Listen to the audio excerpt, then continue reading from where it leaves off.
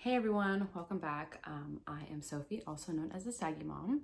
I am going to talk to you today about something that has actually been requested from I think about 3 peeps. So thanks for helping me select the next video to talk about. Today we're talking about the transition of going from 1 to 2 kids. So this year I gave birth to my second boy in May. So my kids are about 2.5 years apart. Am I doing that right? Yeah, about 2.5 years apart. So for me personally, I didn't want to have kids more than 3 years apart. So that just was perfect for me. That's exactly what I wanted. For me, my reason behind that was I remember growing up as a kid, and the one complaint I always had to my mom is that I wish I had my siblings closer in age. My brother is 5 years younger than me, and my sister is nearly 8 years younger than me. So I remember being in like 5th grade and having to see my brother in kindergarten. I only got to see him like a handful of times, but I remember being like so proud, like that's my little brother, you know. And I never got to have that with my sister. Obviously there's just way too much of a gap. Growing up, we got to do things together, but it just wasn't what I would have liked. So for me, that is why I chose to have my kids closer in age. It's not always a guarantee. You never know if it's gonna be gonna be harder to conceive like the second time around. You don't know. So for me, it was ideal to have my kids at least 3 years apart. No more than 3 years. So I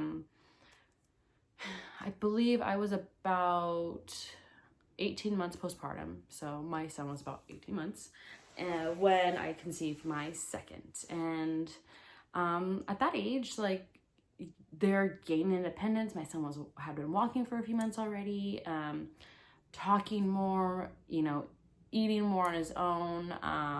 He was still breastfeeding. And that was another thing. I wanted to make sure I guess all of my kids self-weaned.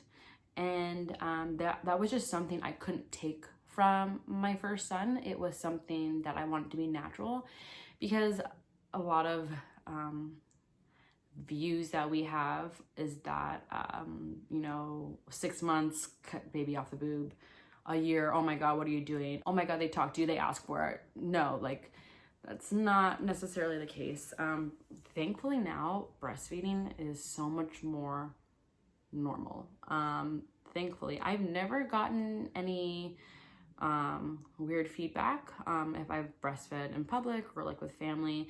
I'm really happy that they're just questions and not like prying, but like trying to understand, like, is it hard for you? Is it easier now? Like, how do you balance it? And it's just like, sometimes obviously there's still nutritional value, and that's one thing that happens, but for me it was like, you know, he missed me, or I can soothe him this way. He got hurt and I know this calms him. So that was something I didn't want to take away from him once I became pregnant. So I had to do my research and learn that it is safe to tandem feed while pregnant, unless it's not recommended by your care provider. I did not have like a high risk pregnancy, so there was nothing there for me to worry about. I pretty much nursed him throughout my pregnancy. Sometimes it was just like a dry latch, because I did dry up probably halfway through, but sometimes he would just do it for comfort, or he would just do it to like fall asleep. And then by the time his brother was born, I remember I came home from the hospital, he saw me feeding the baby, and I said, do you want Chi-Chi? And he said, yeah. And then he saw what it looked like and was like, it wasn't what he was used to. He latched, never latched again. He was just basically grossed out by it.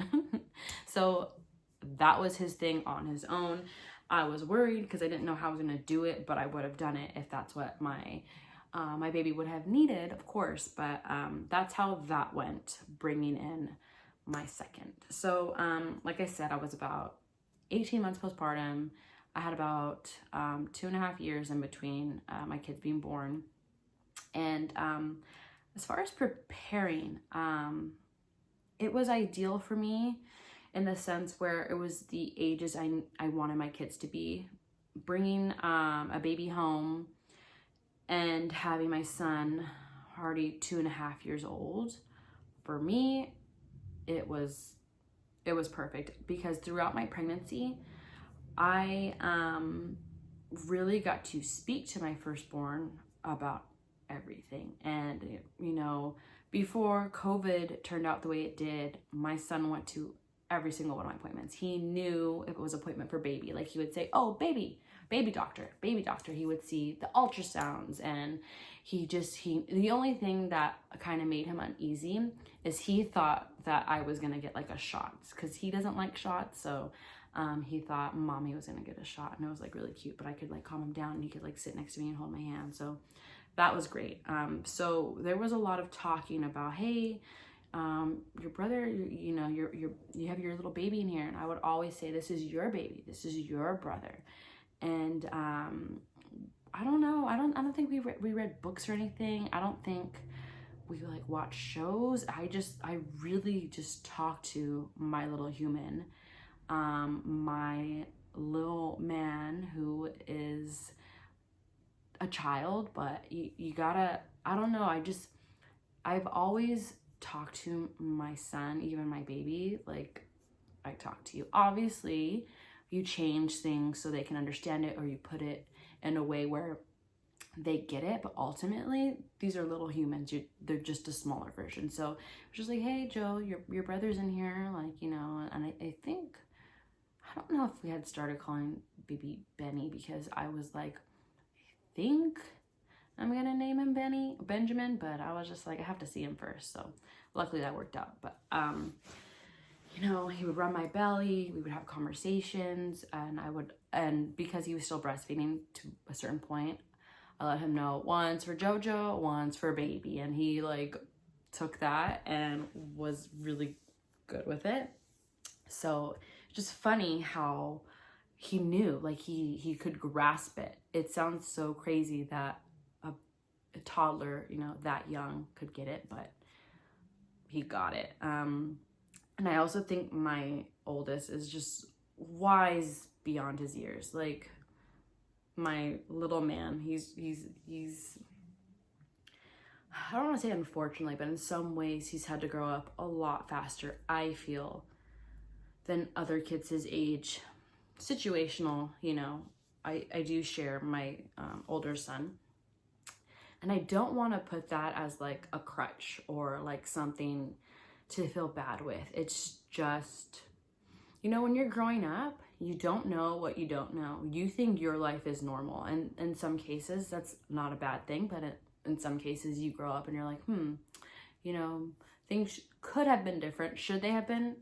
You don't know. It's just, it's different for everyone. So my son, I feel like, has a very broad understanding of things, and I don't ever want to make that something where he, God, I don't want it to sound bad.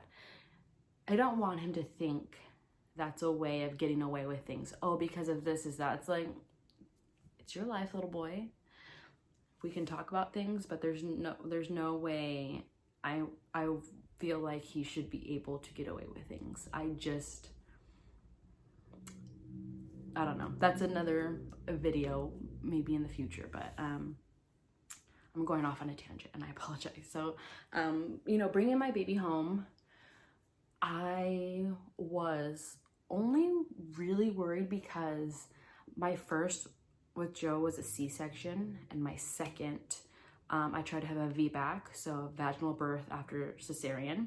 And for the most part, I did really well up into delivery. So I did many different things this round. I actually went into spontaneous labor way before I thought I was going to. I almost went like exactly at 40 weeks, but I thought I was gonna have to go until like 42 weeks. So in my mind, I still had like 2 weeks to go. So I wasn't, you know, thinking about it. So the The hospital stay was scary because I had to stay a little bit longer than I had wanted to because I had kind of like another emergency C-section.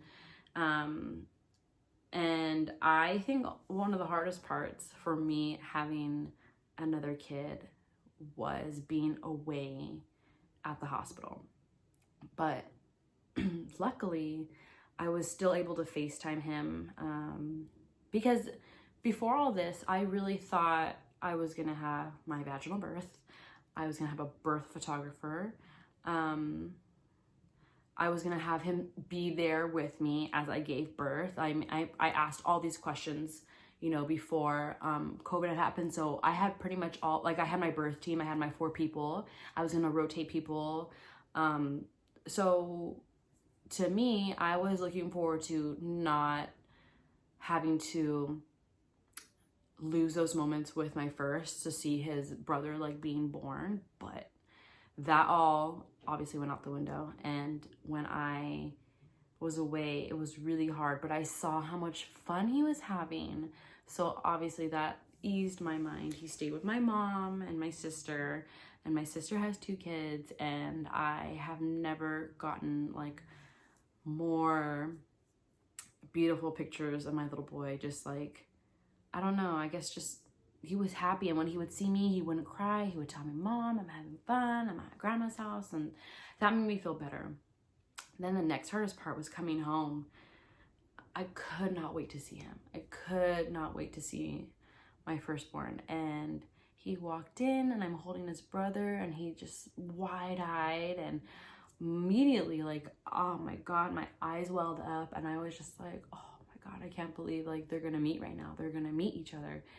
And he just sat next to me and he looked at him and he touched his feet and he, you know, touched his face and touched his hair. And I was just like, wow, this is good. This is gonna be great. And it has been. I will say one of the biggest things for me was thinking, did I give my Joe enough time as a single child? And I know that sounds so weird, but because I do have to share him with, you know, a court order, it's a custody thing, I just think like, am I doing the right thing giving him a sibling now? Did he need more time by himself? And those are things that really affected me. Like I would think like, oh my God, is it too soon? Like, should I give him more time by himself? But then I was also thinking, am I getting too comfortable with just having one and just gonna make my life solely about his, which obviously you do anything for your kids, but I mean like, am I gonna get to a point where I get obsessed and it become not healthy? And I couldn't let myself get to where I was so fearful of him being an only child for a certain amount of time that I didn't continue to live the rest of my life that I wanted, obviously, with him front and center and always in it. So that was something that I struggled with. And when I saw them together, I was like, that was gone. The other thing was, I remember because when I first had my son, my firstborn, I had never felt love as pure and as beautiful raising my little boy.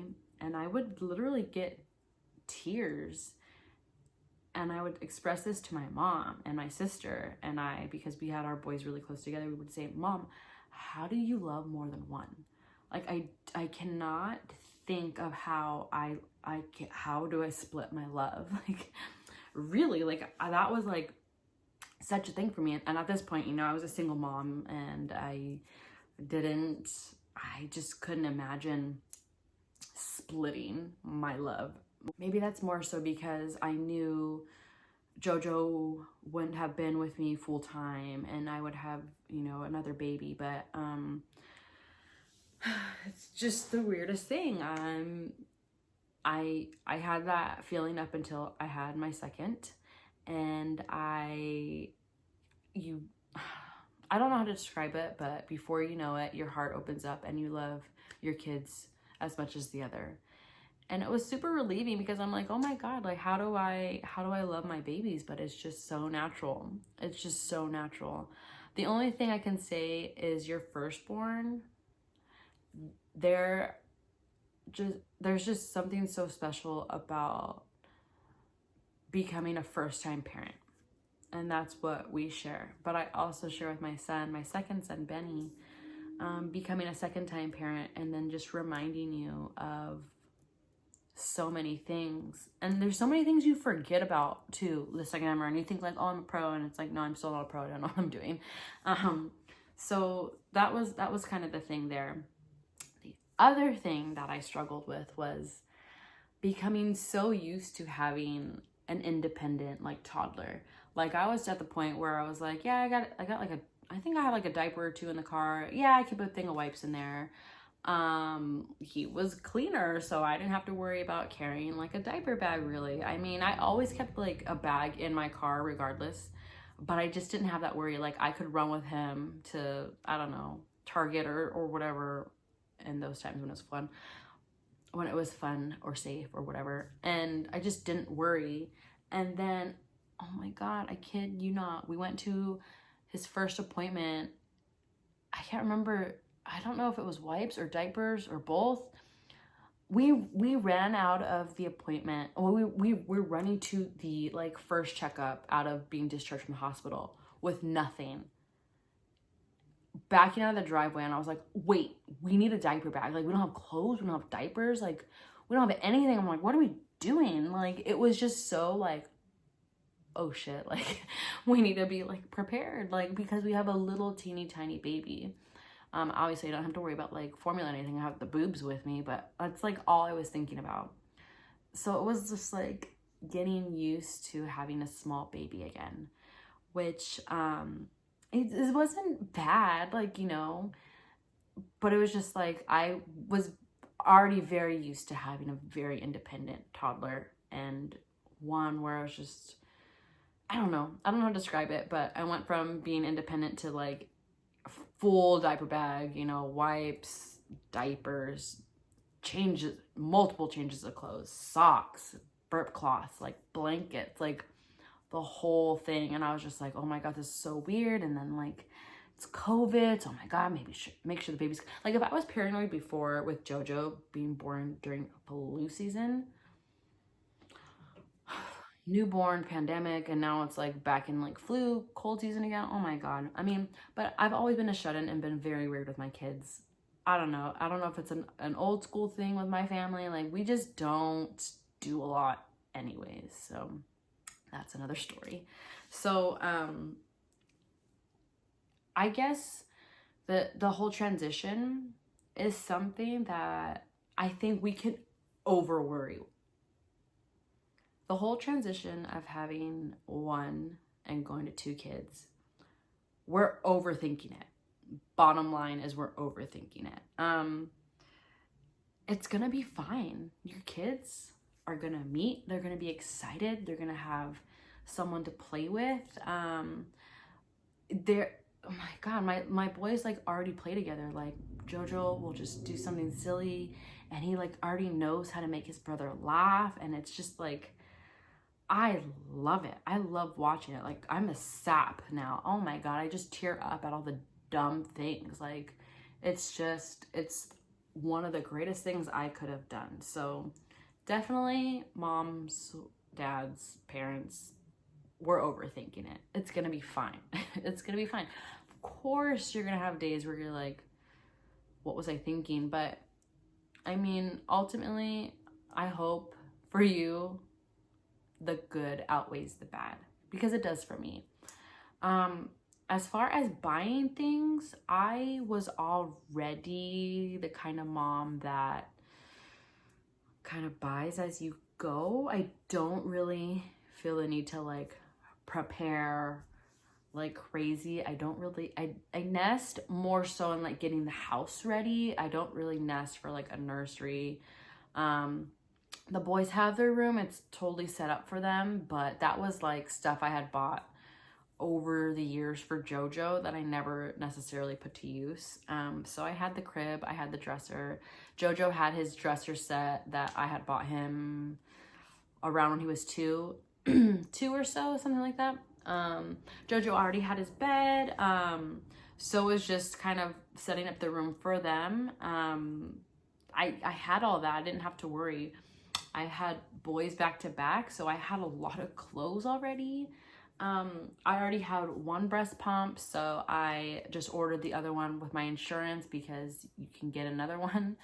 So I have 2 breast pumps to go between. I love to keep one upstairs, one downstairs. God, what else?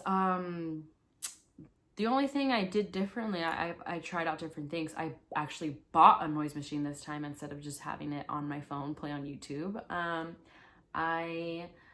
What else did I buy? I bought the travel noise machine that goes on the car seat, or sometimes I can attach it to the baby swing.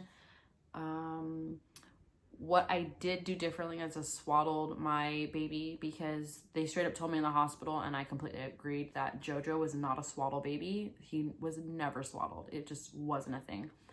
This new baby, Benny, he needed to be swaddled. He did not fall asleep unless he was swaddled. So I swaddled him up until he could roll over, and then I bought sleep sacks. Game changer. Oh my God. Just zip him up and he has his blanket on basically. His arms are free. But we are at the stage right now, and that's our current stage I'm working through. And it's a doozy, where they just don't want to be put down. As soon as I put Benny down, his legs fly up and he is crying unless he's right next to me. Also, I don't know, is this like a breastfeeding thing or is this like a me thing? Like, he's at the stage, like if I cover myself after he gets fed, he like knows and will wake up and like demand to be feeding again. So I know this is like probably like a sleep progression, a growth thing, and like a teething thing, kind of all bundled up into one. So that's a little bit of the harder part, but not necessarily. I was worried about sleeping when I had a newborn again because I didn't know how this was gonna go. And my fiance joked with me because he was like, oh, my kids are excellent sleepers. And he wasn't joking. Like he's like, my kids slept through the night. And I was like, okay, buddy, sure they did. JoJo was every 2 hours. And that's, I don't know, maybe some moms don't do that, but I mentally prepared myself for that. Like I was like, I know I'm not gonna like sleep. You do and you don't. So my son, my first, was every 2 hours, like on the dot. He needed to eat, burp, diaper change, and then repeat the whole thing, and he would sleep every 2 hours. Benny, oh my God, I thought JoJo was like ideal, right? Benny, out of the hospital, would sleep for like 4-hour stretches, and I did not know what to do. I was like, is he okay? Like, do I wake him up? Like, I would make sure he's breathing. He didn't wake to eat. Sometimes I would dream feed him, and that was the difficult part because of my milk supply. So my milk comes in pretty good, even though I've had 2 C-sections. My milk is there. It is large and in charge. It's just ready. You know, I am a full-blown cow when I have my kids. So it was hard because I was getting engorged. So between having my toddler, having my newborn, and deal with my breast supply, I'd say that was like the biggest adjustment for me because I didn't know what to do. So I would breastfeed, then I would pump, and then I would have to like pump again before the next feed because I was just filling up so much. And then luckily I am part of the group, or a group. You guys can join this group. I found them on Facebook and they're super helpful. La Leche League, and there's a lot of support on there for breastfeeding. They have local chapters everywhere, so you can meet. I did go to one meeting in person, but then I just didn't end up needing to. But I love having that resource on Facebook to just ask questions and see what's going on. So I asked about my milk supply, and I showed them a picture of like what I was pumping, and it was like literally almost 5 ounces that I was pumping after a feed. And they guided me into saying that I basically had to just leak it out like during the long stretches of sleep and then feed on demand, because my body was going to get used to producing that much. So I was going to constantly have an oversupply. And it was already overwhelming there because I would get so full, I couldn't latch him. And I wish I would have been more persistent with this, but it was hard because we got the keys for our new house. I went into labor, and then 2 weeks later we moved in, and I'm just like, I'm still unpacking. Like, there's things I don't know. They're in the garage. I don't know where they are. But in the time that we were still in the other house for those 2 weeks, I had him on a bottle, and that's what's hard, is getting breastfed baby back on a bottle. Right now, because he's 6 months, he's kind of doing it again, but it's not as consistent. I was like, and for me, because I'm a stay-at-home mom, you know, it's just easier to throw your baby on the boob, and when they're done, they're done. But I would like a little bit more independence for myself, just to know that I can do a little bit more, be a little bit more free. I mean, where am I gonna go, right? But it's just like the whole idea to get them used to a bottle in general. So I think that pretty much wraps up everything that I can discuss going from 1 to 2 kids. I was worried about loving 2 kids. I was worried about giving my son enough alone time. I was worried about just things that you can't really worry about. I don't know, as moms, what else do we have to do? We worry. So I hope this was helpful. These are things, you know, from my experience. If there's something more specific I can touch on for you, please leave me a comment. If not, I am really on my Instagram every day. I am uploading a video, looks like every Monday here on YouTube, but really every day I do have content on my stories, especially on my Instagram. I do post a few times a week, but I am way more interactive on my Instagram. So that's at the Saggy Mom on my Instagram. So I hope this video helps. I look forward to creating more content. So please like and subscribe, check out my Instagram, and I'll see you guys next week.